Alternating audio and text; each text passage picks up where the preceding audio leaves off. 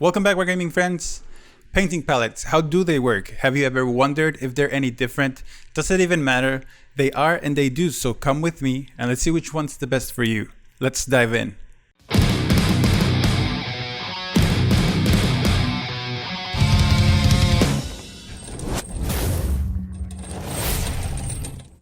Hello everyone, my name is Alan the Apathetic Fish and I'm back with another video.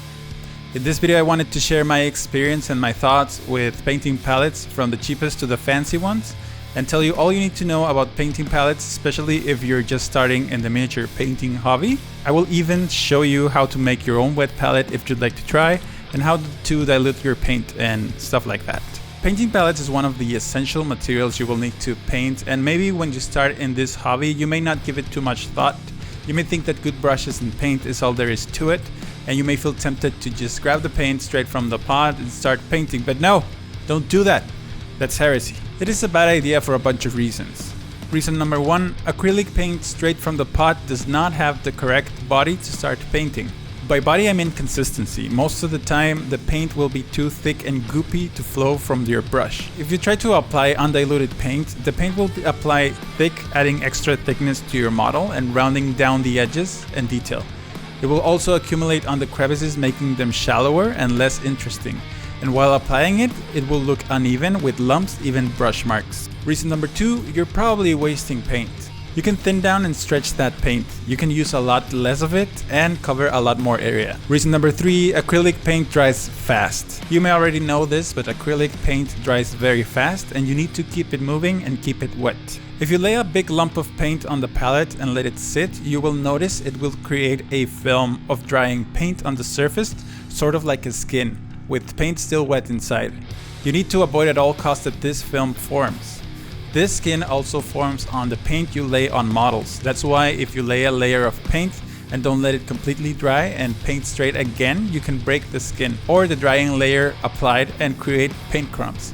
These crumbs are the drying paint layer you broke. Shame. But fish, how do I avoid this, you may ask? You need to, dare I say it, and to thin your paints you need a palette. Good thin paint covers decently enough, but not completely in one coat, and it flows easily from the brush without running to other areas of the model. How much you thin your paint is up to you. You might like working with different consistencies that work for you, but avoiding these problems with thick paint we've discussed is very important. How do you use a palette, you say? How to use a painting palette is simple. Just shake your paint to ensure the mixing on the paint is correct. Sometimes seeding paint separates into its basic components, and painting like this is no good. Try mixing it every time you will use it. Grab some paint with your brush and put it on the palette. Add some water with the same brush. Then I like to wash the brush to remove excess paint on your bristles. And now you can load the desired amount of paint on your brush, dragging and making the tip spin so it forms a pointy tip, and adjust the amount of paint in your brush. Now you can start painting. Now we know we need a palette, but which one is the best and which one should you get? The best is always what works best for you. Let's consider your options. There are two kinds of palettes, dry palettes and wet palettes. Both have their pros and cons, and depending on your preference, you may or may not use one over the other. I'm going to start talking about the dry palette first. The dry palettes are basically any dry surface you can lay paint on. And the good news is they can be very cheap. Some options include disposable foot plates, a plastic blister pack, a watercolor plastic palette with or without wells, a piece of ceramic floor tile, and any other waterproof surface you can think of. You could even cover anything in aluminum foil and paint on that. It is very important that when choosing a palette you use a waterproof surface, and you don't use any porous or absorbent surfaces such as a paper or cardboard. These will end up sucking the water off your paint through capillary action, and your paint will dry even faster than normal. You have to remember that painting on a dry palette, paint will start drying fast and you need to add a little water every couple minutes. And depending on the climate you live in, this may vary. If it's cold or hot, humid or dry, you can keep adding water and fresh paint every now and then to keep your paint in working condition. Now let's go on to the pros of using a dry palette. A dry palette is easy to set up. It doesn't need you to prepare. You can just sit down and start painting. It can also be very cheap. Some of these materials I mentioned are very cheap and available. They're also very durable. Some of them are even disposable, so you can grab a fresh one with each new project. but a ceramic or plastic one will work for a long time too and won't create waste. Also, some palettes have wells. When a dry palette has wells, it can more easily hold washes and glazes or other paints difficult to work with. Wells also reduce paint evaporation by letting paint pull closer together and reducing exposed surface area. Now, the cons of using a dry palette are the fast dry time, and this is the worst of them. Using a dry palette will force you to paint fast and to be very paranoid about your paint drying. You will have to remember to keep adding water and watch out for little crumbs of drying paint.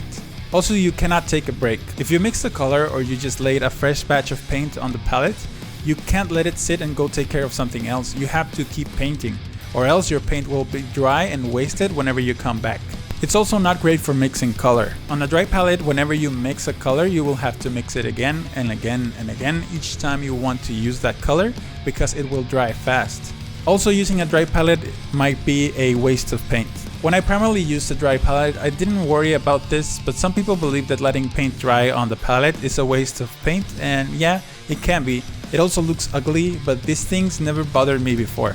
The dry palettes are also hard to clean most of the time. Some plastic or ceramic palettes can be hard to clean or near impossible. You may never need to clean them because why? They will look ugly, but that's it.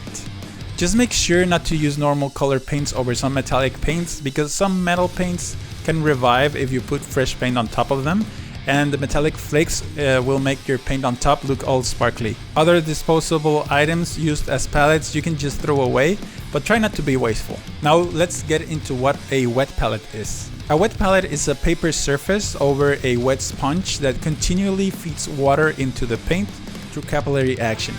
This way, paint takes a very long time to dry, and this dry time can be extended if your wet palette has an airtight seal and you close it while not in use. The only thing you need to do is to make sure that every time you start painting, your sponge is saturated with water. Just keep adding water until the sponge rejects it, but not too much that it spills into the palette painting area. Once you know all this, you are ready to paint. The way you use this palette is very similar to how we use a regular painting palette. And the great thing about this one is that it keeps your paint wet and your paint mix is ready to use. You could also apply a drop of each of your paints you're using on your painting session at a time and mix them and reuse them all the way through. With a wet palette, you don't have to be too careful about thinning your paint because the palette does it for you. Sometimes you might feel it's a little too thin and you might need to add some fresh paint, but using it like this has made me a better painter by making me work with thinner paint, and that's always good. There's only 3 wet palettes available that I know, and one would be the self-made wet palette, which you can make yourself.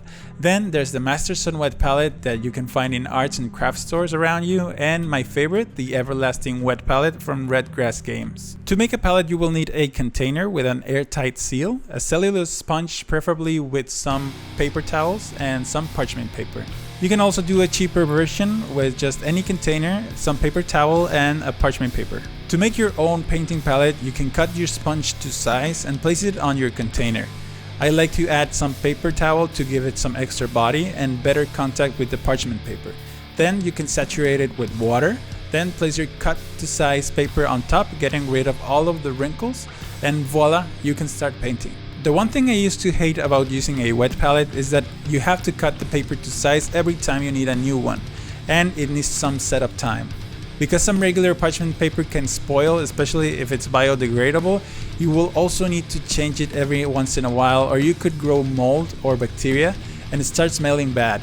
You would have to change it every couple sessions. You could drop some old pennies below the sponge because copper has some antibacterial properties that stop the growth of mold. Newer pennies don't use copper, they're made out of zinc. A quick Google search made me realize both metals have some antimicrobial properties, but I'm not sure whether one is better than the other.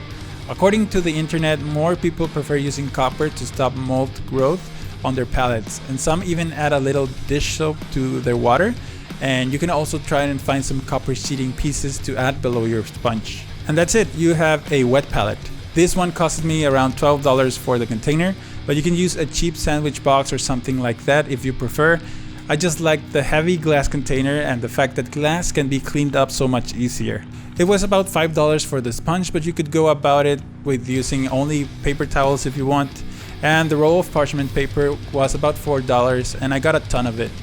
I also used 3 pennies, which costed me around 3 cents for a grand total of $21.03. But you could easily build one for as cheap as $5 or even less. If you don't want to build your own, you can buy a Masterson wet palette. The Masterson wet palette isn't too different than a self-made wet palette because the paper it comes with, in my opinion, is for heavier body paints, for canvas painting, and not really for miniature painting. You would still need to use parchment paper and cut it to size. But with this you get your container and your sponge cut to a decent large size where you can add a lot of colors. You can follow the same directions and precautions I gave for your self-made wet palette, but this one comes almost ready to go and it's most likely readily available in arts and craft stores near you. Now I saved the best for last. Redgrass Games contacted me months back and they sent me their everlasting wet palette. I have to say they're not a sponsor, but they sent me this product for free and I'm very thankful for it, but I'm not tied with them in any way at this point. I was thankful but skeptical. I had used a wet palette before and I thought it was going to be too much work and the same idea as before. This is because I've been fighting with my Masterson's palette in the past. Setting up and cleaning up a wet palette is not a big deal, but I liked using my dry palette better because I liked the practicality of it.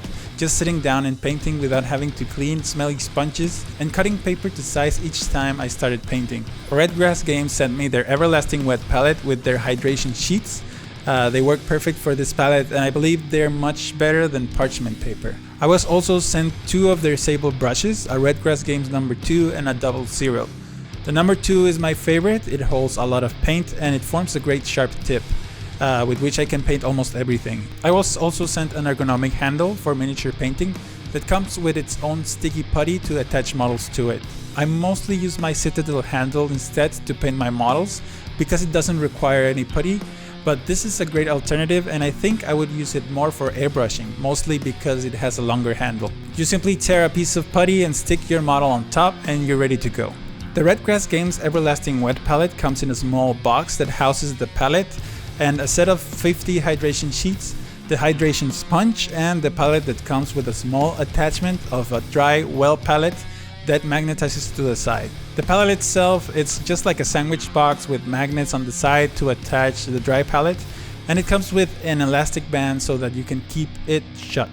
The top doesn't seal in any special way. It has rubber contact points all around so that you can close it shut, but it won't stay shut unless you put the elastic band around it. On the back of the box you have a quick setup guide with care instructions. I have been using this palette non-stop for a couple months and I love it. I used to see mold spots on every parchment paper I used before on my old palette, but with this one my problems with mold went away.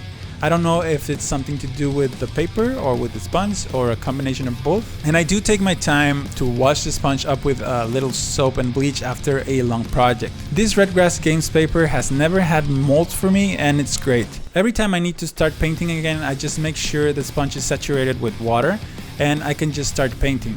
In between painting sessions, I can just put the lid on and I can just forget about it. After finishing a project, I can just throw away the paper, wash the sponge, and I can start fresh again.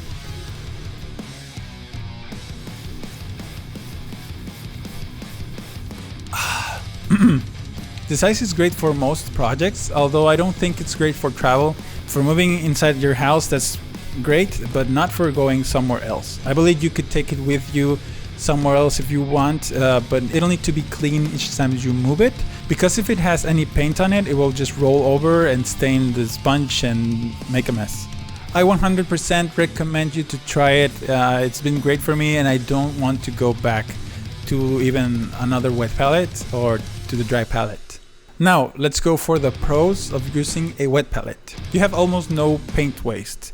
I don't have to constantly water down paint and I sometimes use the paint I drew from the pot until it's almost completely gone. It also helps you paint better. The palette thins the paint for you and it will automatically start thinning your paint as soon as you place it on the sheet. Instead of fighting the drying paint, you will learn to paint with thin paint and your painting skills will improve. It also allows you to learn more advanced painting techniques. You can also mix a lot of colors. Mixing colors in a wet palette is great, and you can use in-between colors easily mixing paints together, and because they will stay wet, you can use them for a long time without having to mix them again. Also, the paint isn't drying. Because paint doesn't dry so often, you're less likely to see brush marks or paint crumbs on your paint job. Those are most of the positives I can think of. Now let's go for the negatives. Wet palettes can take a long time to set up. Each time you set up, you have to cut your paper to size and place it and make sure it has water. It can be a pain. Even more if you started growing some mold or bacteria and you need to clean everything up before starting to paint. If you had an hour to paint, now you spend 15 minutes to 20 minutes cleaning up before you even start. They can also grow mold.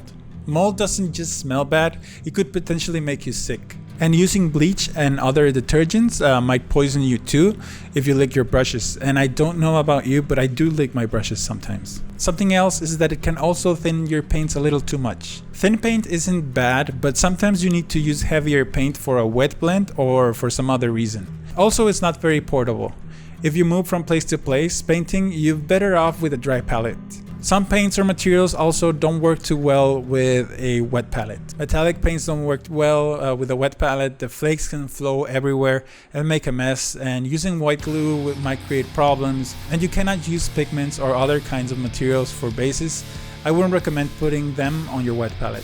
And in conclusion, I very much enjoyed using the Everlasting Wet Palette from Redgrass Games for most of my painting, and I use the dry palette it comes with for metallics. For glues, pigments and other paints I use a ceramic tile, and I can paint everything with that. You don't necessarily need to stick with one tool for all of your work. You could use mainly dry palettes for terrain projects and basing, for example, and the finely detailed models you could use a wet palette. It's a good idea to be familiarized with different mediums and ways to paint. Trying new things will only make us more informed and experienced and will help us improve our skills. So give it a try. And that's all, my friends, we've done it. This is all you need to know about palettes to choose the one you like the most and start painting better. You've seen how these palettes work, and you can decide for yourself if you want one over the other. There is no right answer, there's just the right answer for you. I was fighting the idea of changing to a wet palette again, but at the end I love the one I'm using now. If you enjoyed this video, please show your support by subscribing and clicking the bell icon to not miss an upload. You can also like and comment below if you have any questions. I am looking for patrons to help me keep making videos like this, so if you are willing and able to throw a couple dollars my way on Patreon, it would be very much appreciated. Please check my social media links in the description below if you would like to keep up to date with previews of my upcoming videos and where you can interact with me if you like. Thank you so much for watching this video, and I hope to see you on the next one.